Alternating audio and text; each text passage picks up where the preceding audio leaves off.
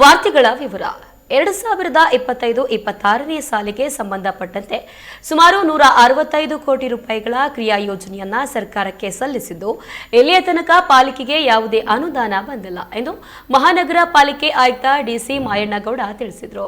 ಅವರು ಇಂದು 2026-27ನೇ ಸಾಲಿನ ಆಯವ್ಯಯ 1ನೇ ಪೂರ್ವಭಾವಿ ಸಭೆಯಲ್ಲಿ ಮಾತನಾಡಿದರು. ಸಭೆಯ ಆರಂಭದಲ್ಲಿ ಕಳೆದ ಸಾಲಿನಲ್ಲಿ ತಯಾರಿಸಿದ ಆಯವ್ಯಯದ ಅನುಷ್ಠಾನ ಕುರಿತು ಮಾಹಿತಿ ಮತ್ತು ಅಂಕಿಅಂಶಗಳನ್ನು ಅಧಿಕಾರಿಗಳು ಪಿಪಿಟಿ ಮೂಲಕ ತೋರಿಸಿ ಮನವರಿಕೆ ಮಾಡೋದಕ್ಕೆ ಯತ್ನಿಸಿದಾಗ ನಾಗರಿಕ ಹಿತರಕ್ಷಣಾ ಸಮಿತಿಗಳ ಒಕ್ಕೂಟ ಪದಾಧಿಕಾರಿಗಳಾದ ಕೆವಿ ವಸಂತ್ ಕುಮಾರ್, ಡಾಕ್ಟರ್ ಸತೀಶ್ ಕುಮಾರ್ ಶೆಟ್ಟಿ, ಪರಿಸರ ರಮೇಶ್ ಅವರು ಮುದ್ರಿತ ಪ್ರತಿಯನ್ನ ಸಭೆಗೆ ಪೂರೈಸಿದ ನಂತರವೇ ಸಭೆಯನ್ನ ಮುಂದುವರಿಸಬೇಕು ಎಂದು ಪಟ್ಟು ಹಿಡಿದರು.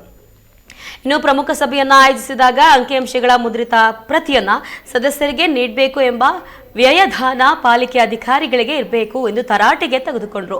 ಇನ್ನು ಮಹಾತ್ಮ ಗಾಂಧಿ ನಗರ ವಿಕಾಸ ಯೋಜನೆ ಸೇರಿದಂತೆ ಇಲ್ಲಿಯವರೆಗೂ ಒಂದು ನಯಾ ಪೈಸೆಯೂ ಸಹ ಸರ್ಕಾರದಿಂದ ಬಂದಿಲ್ಲ. ಎಲ್ಲಾ ಪ್ರಸ್ತಾವನೆಗಳಿಗೆ ಕೇವಲ ಮಂಜೂರಾತಿ ದೊರಕಿದೆ. ಮಹಾತ್ಮ ಗಾಂಧಿ ನರೇಗಾ ಯೋಜನೆಗೆ 2ಕ್ಕೆ 120 ಕೋಟಿ, ಇನ್ನು ಎನ್ಜಿಟಿ ಕಾಮಗಾರಿಗಳಿಗೆ 40 ಕೋಟಿ ರೂಪಾಯಿ ಮಂಜೂರಾತಿ ದೊರಕಿದೆ. ಆದರೆ ಅನುದಾನ ಬಂದಿಲ್ಲ. ಇನ್ನು ಪ್ರಸ್ತಾವಿತ ಯೋಜನೆಗಳಿಗೆ ಹಣ ಬಂದರೂ ಎನ್ಜಿಟಿ KUIDFC ಮೂಲಕ ವೆಂಡರ್ ಪ್ರಕ್ರಿಯೆ ಕಾಮಗಾರಿ ಆರಂಭ ಆಗಲಿದೆ ಎಂದರು. ಇನ್ನು ಪಾಲಿಕೆ ವ್ಯಾಪ್ತಿಯ ನವಲೆ, ತ್ಯಾವರಚಟ್ನಳ್ಳಿ, ಗೋಪ್ಶೆಟ್ಟಿಕೊಪ್ಪ, ಪುರ್ಲೆ ಹೀಗೆ ಮೊದಲಾದ 4 ಕೆರೆಗಳ ಅಭಿವೃದ್ಧಿಗೆ 25 ಕೋಟಿ ಕ್ರಿಯಾ ಯೋಜನೆ ತಯಾರಿಸಲಾಗಿದ್ದು ಅದು DPR ಹಂತದಲ್ಲಿ ಇದೆ. ಪಾಲಿಕೆ ವ್ಯಾಪ್ತಿಯ ಪಾರ್ಕ್ ಅಭಿವೃದ್ಧಿಗೆ 5 ಕೋಟಿ ರೂಪಾಯಿ ಮೊತ್ತದ ಟೆಂಡರ್ ಕರೆಯಲಾಗಿದೆ. ಇವು ಯಾವುದಕ್ಕೂ ಸರ್ಕಾರದಿಂದ ಪಾಲಿಕೆಗೆ ನೇರವಾಗಿ ಹಣ ಬರುವುದಿಲ್ಲ ಎಂದು ಪುನರುಚ್ಚರಿಸಿದ್ರು. ಎಲ್ಲ ಜಿಮ್ನೇಷಿಯಂ ಮಾಡ್ಲಿ ಅಂತ ತುಕ್ಕಿ ಹಿಡಿದು 3 ಅಡಿ ಗಿಡ ಬೆಳೆದಿದೆ. ಪ್ಲಸ್ ಇದೊಂದು 25 ಪ್ಲಸ್ 5 ಇದನ್ನ ಒಟ್ಟಾರೆ 200 ಕೋಟಿ ಅಂತ ಹೇಳೋದು. ಇದು ಮುಂದೆ ಆಗಬೇಕಾಗಿರೋ ಕೆಲಸ. ಯಾವ ದುಡ್ಡು ಕೂಡ ನಮಗ್ ಬರೋದಿಲ್ಲ. ನೇರವಾಗಿ ಬೆಂಗಳೂರಿಂದ ಪೇಮೆಂಟ್ ಕಾಂಟ್ರಾಕ್ಟರ್ಗೆ ದಿನ ಬೇಸಿಸ್ ಆಗ್ತದೆ. ಟೆಂಡರ್ ಎಲ್ಲನೂ ಕೂಡ ಎಕ್ಸೆಪ್ಟ್ ಪಾರ್ಕ್ ಒಂದು ಬಿಟ್ರೆ ಮಿಕ್ಕಿದೆಲ್ಲ 5 ಕೋಟಿ ರೂಪಾಯಿ ಪಾರ್ಕ್ ಬಿಟ್ರೆ ಮಿಕ್ಕಿದೆಲ್ಲ ಟೆಂಡರ್ಗಳನ್ನು ಕೂಡ ಬೆಂಗಳೂರಿಗೆ ನಿರ್ವಹಣೆ ಮಾಡ್ಲಿಕ್ಕಾಗ್ತದೆ. ಅಲ್ಲ ಇನ್ನಪ್ಪ ಈ ಸಾರಿ ಮಾಡಬೇಕಾಗುತ್ತೆ.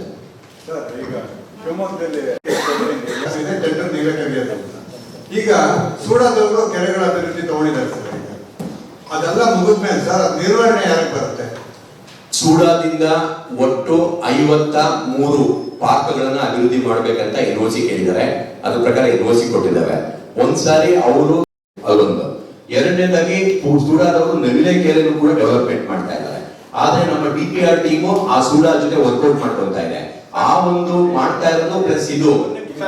ಅದರಿಂದ ಸರ್ ಈ ಬಡ್ಜೆಟ್ ಅಲ್ಲಿ ನಮ್ಮ ಕೆರೆಗಳ ನಿರ್ವಹಣೆಗೆ ಎಷ್ಟಾಯ್ತು, ಎಲ್ಲಿಗೆ ಹೋಯ್ತು, ಇದೆಲ್ಲ ಮಾಹಿತಿ ಬೇಕಾಗುತ್ತೆ. ನೀವು ಹೇಳಿದ್ರಿ ನವಲೆ ಕೆರೆ ಆಲ್ರೆಡಿ KSA ಕ್ರೀಡಾಂಗಣದವರು ಡೆವಲಪ್ ಮಾಡ್ಬೇಕಾಗಿತ್ತು.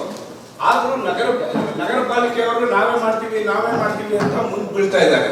ಇದ್ರ ಒಳಗೊಟ್ಟು ಏನು ಅಂತ ಜನರಿಗೆ ಪಬ್ಲಿಕ್ ಆಗಿ ತಾವು ಹೇಳ್ಬೇಕು. ಕಾರ್ಪೊರೇಷನ್ ಸರ್ ಪಾರ್ಕ್ನ ಇಂಜಿನಿಯರ್ ಯಾರಿದ್ರೆ ನಾವು ದಯವಿಟ್ಟು ನನಗೆ ಉತ್ತರ ಕೊಡಿ. ಪಾರ್ಕ್ ಅಲ್ಲಿ ನೀವು ಜಿಮ್ನೇಷಿಯಂ ಬೇಕಾಗಿರೋದು ಅದನ್ನೆಲ್ಲ ಹಾಕ್ತಿರಲ್ವಾ, ಲಕ್ಷಗಟ್ಟಲೆ ಹೋಗುತ್ತೆ. ನಿಮ್ಗೆ 2 ಕೋಟ್ ಮಾಡ್ತೀನಿ ನಾನು. ದಯವಿಟ್ಟು ನಮ್ಮ ಹಳೆ ಜೈಲತ್ರ ಒಂದು ಪಾರ್ಕ್ ಅಲ್ಲಿ ಹಾಕಿದ್ದಾರೆ, ಹಿಂಗೆ ಹುಡುಕ್ತಿರಿ ನೀವು. ಯಾರು ಒಳಗೋಗಲ್ಲ. ನಾನು 1.5 ಗಂಟೆ ಬೆಳಿಗ್ಗೆ ನಿಂತೆ ಯಾರಾದ್ರೂ ಬರ್ತಾರ ಅಂತ ರೆಸಿಡೆನ್ಸ್ ಬರ್ತಾರೆ. ನವಲೆ ಕೆರೆಯಲ್ಲಿ 3 ಅಡಿ ನೀರ್ ನಿಲ್ದೇ ಇರೋಂಗೆ ಚಾನಲ್ಗೆ ಕನೆಕ್ಟ್ ಮಾಡಿದ್ದೀರಾ ನೀವು.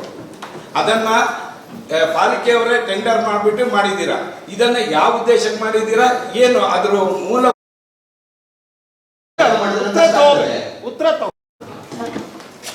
ನವಿಲೆ ಕೆರೆಯನ್ನ KSCA ಸ್ಟೇಡಿಯಂ ಅಭಿವೃದ್ಧಿ ಮಾಡಿಕೊಡ್ಬೇಕು ಅಂತ ಆಗಿರುವಂತ MOU ಅದು ಸುಮಾರು 20-30 ವರ್ಷಗಳಿಂದ ಆಗಿರಬಹುದು.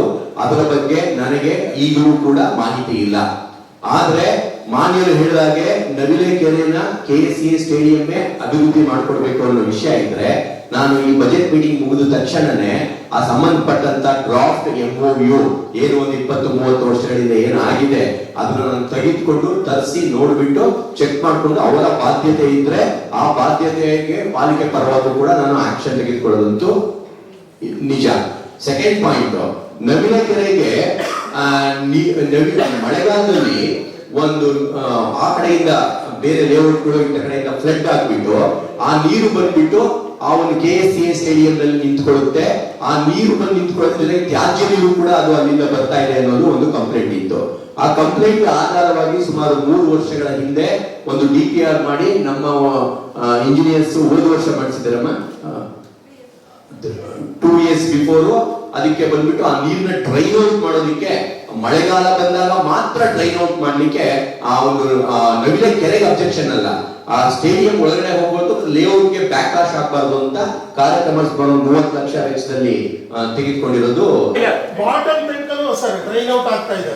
ಹಾಗಾಗಿ ಜೀರೋ ನೀವು ಹೇಳಿದ ಉದ್ದೇಶ ಏನು ಮಾಡಿರೋದೇ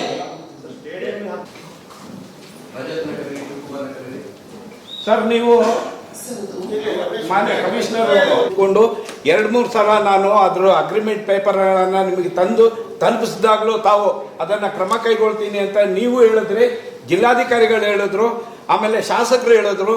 ಹೇಳ್ತಾ ಇದ್ದೀರಾ ಇದು ಜನರನ್ನ